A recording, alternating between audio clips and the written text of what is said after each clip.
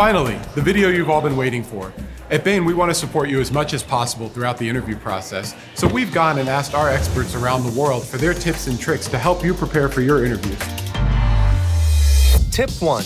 Approach case prep like a marathon, not a sprint. Get diverse perspectives and feedback during the case prep process. Make sure to link up with 2 to 4 friends who you case with regularly that can comment on your performance across cases. Be diligent and patient while you're prepping. Trust that the work you're putting in will get you to where you need to be. Tip 2.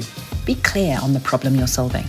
Make sure that you clarify your objectives and that you have a structured approach. The beginning of the interview is the most important time for you to make sure that you understand everything and that you have clarity on what's being asked. Tip 3. Develop a structured approach using your own framework. Develop a framework as your roadmap. Remember, it's more for you than the interviewer. Think about the actual problem you're trying to solve. Frameworks are a tool that you can use, but at the end of the day, it's just a tool. So you want to make sure that it's custom to the problem that you're trying to solve. Tip number 4, apply your framework to the problem. Once you get into the case, it's easy to lose track of the different paths that you wanted to go down. So don't think of that framework at the beginning as some test you need to pass. That is a chance for you to lay down a roadmap that you yourself are going to follow for the next 20 or 30 minutes. Tip 5. Try to drive the discussion towards an answer. What we're looking for in an interview is somebody who can use the framework to drive the answer forward. Everything is focused on giving me an answer to the one thing that is most pressing. Put your answers into context. Keep coming back to the main question. Tip 6. Make it a discussion and share your thought process. I'd encourage you to speak up more. It can feel really awkward to voice maybe every thought that you have, but it's the only way we're going to know how you think, how you approach a problem. If you're facing a complex problem, take your proposed approach to your interviewer and speak through it and see if there are any ways that you could simplify your approach before getting into the problem. Tip 7. Be coachable and organized. Treat it like a conversation, not a test. Talk them through how you're approaching the problem, and they'll steer you where you're going in the right direction or where you might be led astray. Tip 8. Be 80-20. When casing, it's really important to focus on the key points. Don't get lost in all the extra details. A couple of really well-done analyses is more important than several superficial ones. Tip 9.